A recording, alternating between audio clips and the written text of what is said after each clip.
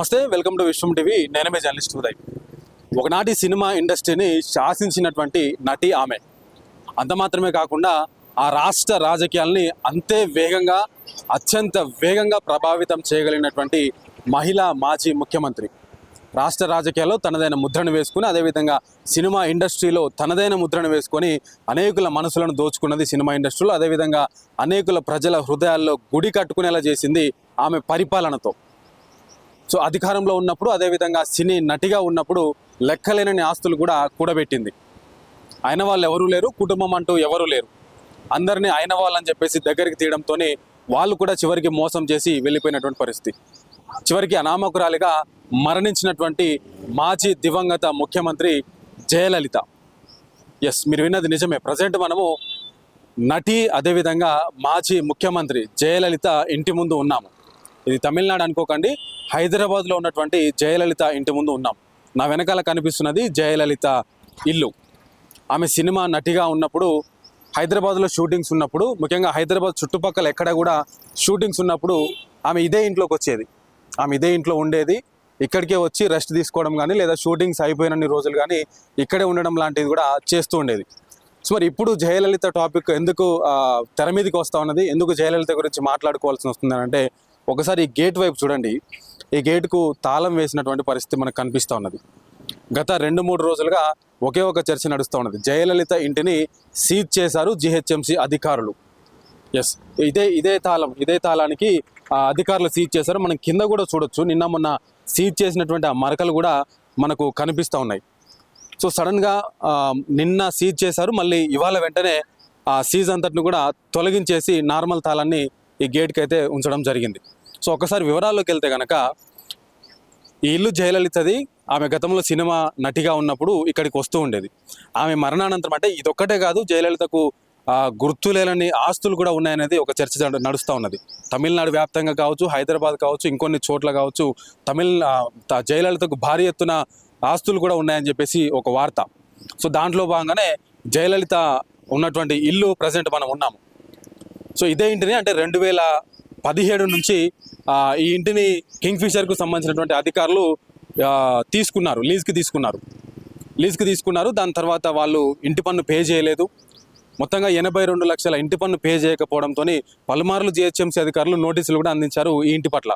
So ఎవరు కూడా స్పందించకపోవడంతో, ముఖ్యంగా వాళ్ళు లీజ్ తీసుకున్న వాళ్ళు కూడా లీజ్ అయిపోవడంతో వాళ్ళు కూడా వెళ్ళిపోయారు. దాని తర్వాత జయలలిత ఇంటి సభ్యులు కూడా ఎవరు స్పందించకపోవడంతో నిన్నటికి నిన్న జిహెచ్ఎంసీ అధికారులు ఇదే ఇంటికి, ఇదే గేట్కు మనం చూస్తున్నటువంటి ఇక్కడే సీజ్ చేయడం జరిగింది. సో వెంటనే మళ్ళీ అధికారులు మాట్లాడి, తమిళనాడు నుంచి మాట్లాడి వెంటనే ఆ సీజ్ కూడా ఓపెన్ చేయడం జరిగింది. సో ఇదంతా ఎందుకు జరుగుతోంది చర్చ అంటే, మరికొద్ది రోజుల్లోనే తమిళనాడులో ఎన్నికలు జరగబోతూ ఉన్నాయి. అక్కడ రసవత్తరంగా సాగుతూ ఉన్నది వ్యవహారం అంతా కూడా. ఒక పక్క టీవీకే పార్టీ నుంచి విజయ్ ఉన్నాడు, మరొక పక్క స్టాలిన్ ఉన్నాడు. సో ఇట్లా ఎక్కడికక్కడ ప్రచారంలో దూసుకుపోతూ ఉన్నారు. సో ఈ తరుణంలో తమిళనాడు రాజకీయాల్ని శాసించినటువంటి, తమిళనాడు రాజకీయాల్ని ఒక సందర్భంలో పరిపాలించినటువంటి, అదేవిధంగా ఏలినటువంటి మహిళా నేత, పలుమార్లు ముఖ్యమంత్రిగా పనిచేసినటువంటి మహిళా నేత జయలలిత. సో అలాంటి జయలలిత ఇల్లు ఇప్పుడు చూడండి, దాదాపుగా ఎవరు పట్టించుకున్నటువంటి పరిస్థితుల్లోకి అయితే మారిపోయింది. ఇది G+4 హైదరాబాద్ యూసుఫ్గూడలోనే శ్రీనగర్ కాలనీలో మనకు కనిపిస్తూ ఉన్నది. సో మాజీ ముఖ్యమంత్రిగా పనిచేసినటువంటి మహిళా నేత అంత గొప్ప స్థాయిలో ఉన్నది. సినిమా ఇండస్ట్రీలో కావచ్చు, రాజకీయాల్లో కావచ్చు, తనదైన ముద్రను వేసుకున్నది.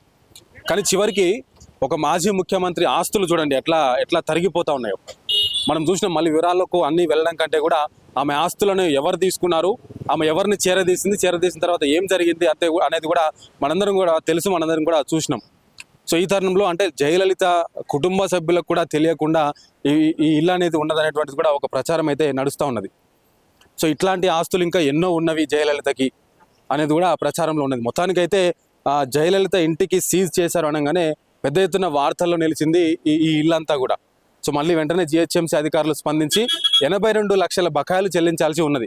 వీళ్ళు గత 6 నెలలుగా అందరికీ ఇన్ఫార్మ్ చేస్తున్నప్పటికీ కూడా ఎవరు స్పందించకపోవడంతో చివరిగా సీజ్ చేయడం జరిగింది. సో మళ్ళీ వెంటనే జిహెచ్ఎంసీ అధికారులు మాట్లాడి, దానికి సంబంధించిన అధికారులతోని ఇంటి సభ్యులతో కూడా మాట్లాడి ఎట్టకేలకు తాళం కూడా ఓపెన్ చేయడం జరిగింది. సో ఇది జరుగుతూ ఉన్నదంటే, జయలలిత గురించి మాట్లాడుకుంటే మనం అభిమానించే వాళ్ళు తెలుగు రాష్ట్రాల్లోనే కాదు, తమిళనాడులో కూడా చాలా వరకు ఉన్నారు. దేశవ్యాప్తంగా కూడా చాలా వరకు ఆమెకు అభిమానులు ఉన్నారు. సో అలాంటి మాజీ ముఖ్యమంత్రి, అలాంటి సినీ నటి చివరి రోజుల్లోకి వచ్చేసరికి ఆమె సరైన విధంగా ప్లాన్ చేసుకోలేకపోయింది. ఇలాంటి ఆస్తులన్నీ కూడా కాపాడుకోలేకపోయింది. అక్కడ కొన్ని ఆస్తులు ఆల్మోస్ట్ గవర్నమెంట్ తీసుకున్నటువంటి పరిస్థితి. తమిళనాడులో కేసులు నడుస్తున్నాయి, దాదాపు కోట్ల వరకు పోయింది ఆ ఆస్తుల విషయంలో. జయలలిత ఆస్తులు అంటే చాలా వరకు చర్చ జరిగింది ఆ టైంలో. సో ఈ తరుణంలో హైదరాబాద్లో కూడా జయలలితకు సంబంధించిన ఆస్తులు ఉన్నవి అనేది కూడా ఇవాళ చర్చకు వచ్చింది. ఏది ఏమైనా కూడా జయలలితకు సంబంధించి ఆమె ఇంటికి తాళం వేయడము, సీజ్ చేయడము, అదేవిధంగా దాన్ని వెంటనే ఓపెన్ చేయడం, ఇదంతా కూడా కొంత గందరగోళంగా మారినటువంటి పరిస్థితి. సో మరి ఇప్పటికైనా కూడా ఈ ఇంటిని వాళ్ళ కుటుంబ సభ్యులే ఆధీనంలోకి తీసుకుంటారా, లేదంటే దీన్ని మళ్ళీ గవర్నమెంట్ ఏమైనా వేలం వేయబోతా ఉన్నదా? అంటే మళ్ళీ ఇదే రిపీట్ అయితే కనుక మళ్ళీ ఇంటి పన్ను కట్టకపోతే లేదా బకాయిలు చెల్లించకపోతే ఈ ఇంటిని జిహెచ్ఎంసీ అధికారులు వేలం వేసేటువంటి అవకాశం ఉన్నదా, లేదంటే కుటుంబ సభ్యులు మళ్ళీ ఇంకా ఎవరికైనా లీజ్ ఇచ్చేటువంటి అవకాశం ఉన్నదా అనే దాని మీద కూడా కొంత చర్చ అయితే నడుస్తూ ఉన్నది. మొత్తానికి ఇది మరి జయలలిత ఇంటి నుండి మనకు తెలుస్తున్నటువంటి వార్తలు అయితే ఇవి.